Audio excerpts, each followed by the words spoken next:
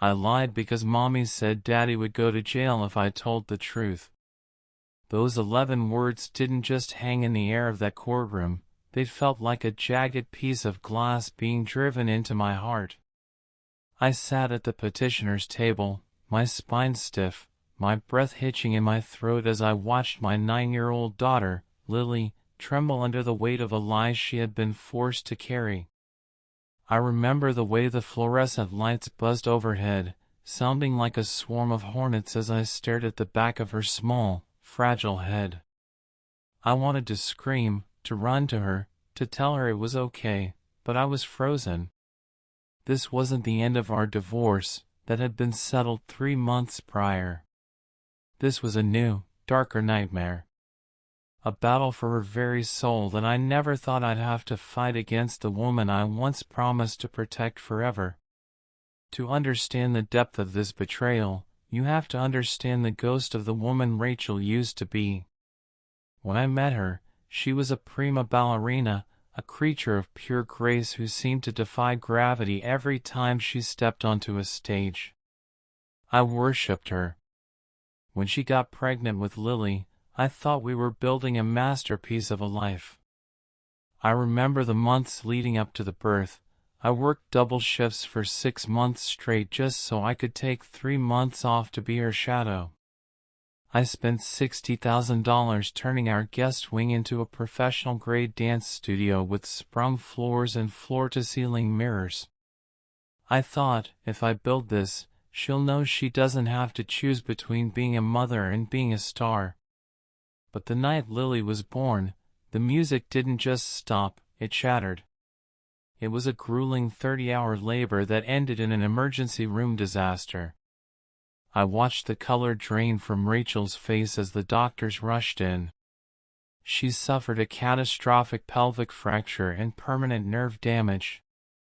I stayed by her bedside for weeks, ignoring urgent calls from my engineering firm, letting million-dollar contracts slide through my fingers just so I could help her learn to walk again.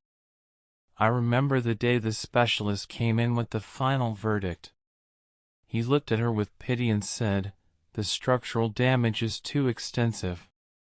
You will never perform professionally again." Rachel didn't cry. She didn't scream. She just looked at our newborn daughter in the plastic bassinet with a look of such profound, icy detachment that it made my skin crawl. In her mind, Lily wasn't a baby, she was the anchor that had dragged her down from the heights of her career and drowned her in a life she never wanted. The divorce happened 3 months ago, and it was the coldest experience of my life. I remember standing in our kitchen, surrounded by the flowers I had bought to celebrate our 10th anniversary, when she slid the papers across the marble island. "I'm filing, Daniel," she said, her voice as flat as a dead heartbeat. "I can't look at you without remembering the life I should be having. And I can't look at her." I pleaded with her. I remember falling to my knees, literally begging her to reconsider. I told her, "Rachel, please, we can go to therapy. I'll quit my job. We'll move to New York so you can teach." She just looked at me with those hollow, porcelain eyes and said, "There is no we. There is only the career I lost and the daughter who took it." I was broken, but I let her have primary custody. I believed, in my naive heart, that despite her bitterness, she was still a mother. I thought no woman could truly hate her own flesh and blood. I was wrong. Within weeks of the divorce being finalized, I began to see the cracks. It started during our weekend visits. Lily, once a chatterbox who loved to tell me about her drawings, became a ghost in my house. She would sit in the darkest corner of the living room, clutching her teddy bear, staring at the floor for hours. One evening, I was helping her put on a sweater when she winced. I pulled the sleeve up and my heart stopped. There were 4 distinct, purple thumbprints on the underside of her arm. I felt a surge of adrenaline so sharp it made my vision blur. I knelt in front of her, my voice a frantic, controlled whisper. "Lily, sweetheart, who did this?" She wouldn't look at me. Her bottom lip trembled, and she whispered, "I fell on the playground, Daddy. Please don't be mad. Don't tell Mommy I was clumsy." That night, I didn't sleep. I realized the woman I had married was gone, replaced by a stranger fueled by a decade of silent, fermented resentment. I knew I had to be strategic. I couldn't just accuse her. Rachel was a world-class performer, and she would play the victim better than anyone. I spent the next month acting like the same too busy father she expected, but behind the scenes, I was a man possessed. I called a high-stakes family law specialist, a child psychologist named Dr. Aris, and a private investigator. I had them document the changes in Lily's behavior. I gathered school reports that showed her grades plummeting from A's to failing marks in just 90 days.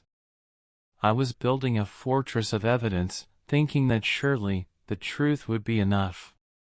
But I hadn't accounted for the depth of Rachel's malice. The night before the first hearing, she had cornered Lily. I found out later she had gripped Lily's face so hard it left faint red marks and whispered, "If you tell the judge I hurt you, the police will take you to a place with no windows and no light. And your daddy?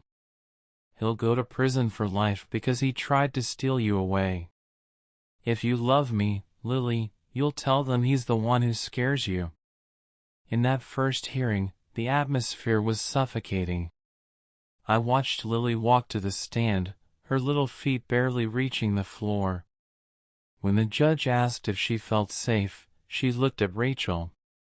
Rachel was leaning forward, her face a mask of fake maternal concern, but her fingers were drumming a frantic, rhythmic beat on the table, the same beat she used to use backstage before a performance. Lily's voice broke the silence, thin and brittle. "Daddy scares me. He hits me when he's stressed about work." The gavel felt like a guillotine. My case was dismissed. Rachel walked out of that courtroom with a smirk that chilled my very marrow. But I am an engineer. I know that when a structure fails, you don't give up, you find the hidden flaw. Before we get to the explosive final courtroom showdown where Rachel's world finally collapsed in front of everyone, I want to ask a small favor. If this story is touching your heart or making your blood boil, please drop a comment and let me know which city or country you're watching from. Seeing your support from all over the world means everything to us. And if you want to see more stories of justice being served and the truth coming to light, please take a moment to subscribe. It helps us keep bringing these voices to the surface. The second hearing, held after I submitted the new evidence, was a different world entirely. The courtroom was packed, the air thick with the scent of old paper and nervous energy. Judge Miller, a man with eyes like flint, sat on the bench, his expression unreadable. My lawyer didn't say much, he simply walked to the evidence table. "Your Honor," he said, his voice echoing in the high-ceilinged room. "We have obtained recordings that prove the child's previous testimony was obtained through extreme psychological coercion and physical threats." He pressed play on a digital recorder. The speakers filled the room with Rachel's voice, cold, sharp, and dripping with a venom I had never heard in public. "You're a curse, Lily. You took my stage, you took my body, and now you're going to take my money? You will tell that judge exactly what I told you, or I will make sure you never see the light of day again." We heard the sound of a glass shattering against a wall and Lily's high-pitched, terrified sobbing. Then Rachel's voice again, a low, demonic hiss, "Stop crying. You did this to me. You ruined my life. Now play your part, or I'll give you something to really cry about." The courtroom erupted. There was a collective gasp that felt like the room had lost all its oxygen. One of the jurors actually covered her mouth, her eyes wide with horror. Rachel's reaction was visceral. She stood up so fast her chair flipped over with a loud thud. "That's a lie. He's a civil engineer. He knows how to manipulate sound. He's using AI. He's trying to ruin me because I left him," she screamed, her face contorting into a mask of pure, unbridled rage. Her eyes were bloodshot, her hair coming loose from her perfect bun, strands sticking to her forehead. She looked like a broken marionette whose strings had been cut. Judge Miller's face turned into stone. He slammed his gavel so hard I thought the wood would splinter. "Sit down, Miss Carter. Now, or you will be removed in shackles." Lily was brought in through a video link from a safe room, accompanied by a child advocate. When she saw my face on the monitor, she started to cry, but they weren't the tears of a victim, they were the tears of a child who finally felt the weight of the world lift off her shoulders. "I'm sorry, Daddy," she whispered into the camera. "I lied because Mommy said you'd disappear forever if I didn't. She said you hated me because I made her stop dancing." The judge didn't hesitate. He looked at Rachel with a level of disgust that I will never forget. He stripped her of all custody rights on the spot and ordered a psychological evaluation, citing immediate child endangerment. But the most satisfying moment was watching Rachel break.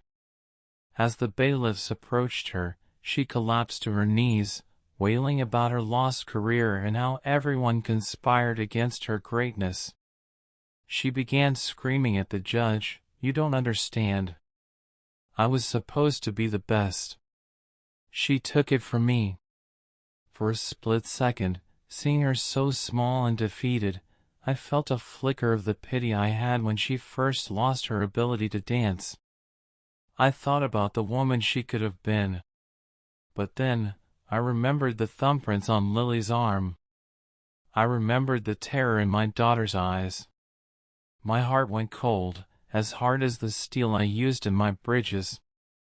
I turned my back on her as she was led out in handcuffs, still screaming that it was all our fault. The last thing I ever heard her say was a shrill, piercing scream as she was led through the side door. It was supposed to be my life. Not hers. Not yours. I was supposed to be a star. We didn't stay to watch the rest of the legal fallout. I took Lily and we moved.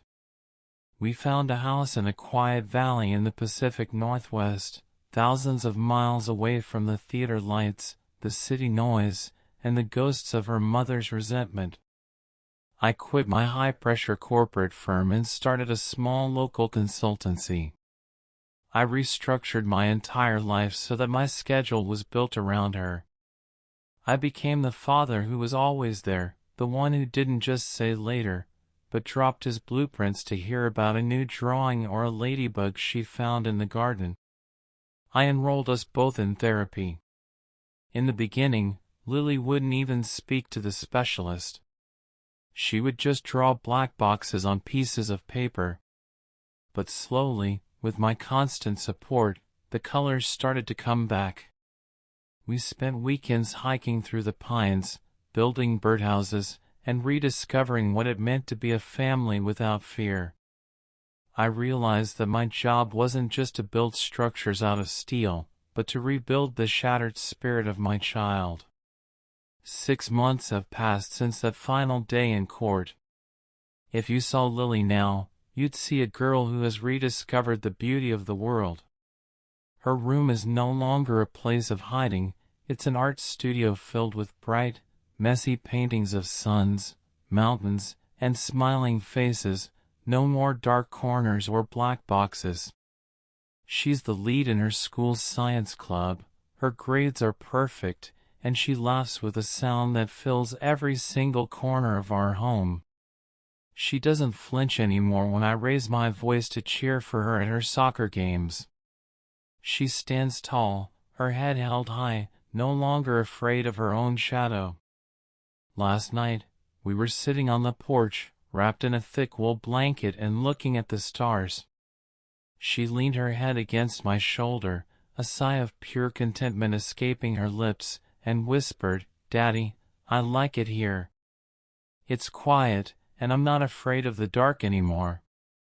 I kissed the top of her head, feeling a peace I hadn't known in 10 years. I know that the bridge I built this time, the one between a father and his daughter, is one that no amount of malice or manipulation could ever break. Thank you for staying with us until the very end of this journey. It's a powerful reminder that while manipulation can hide the truth for a season, it can never destroy it. If you believe in protecting the innocent and standing up for those who can't speak for themselves, please hit that like button and subscribe for more stories of justice, resilience, and healing. Until next time, take care of those you love.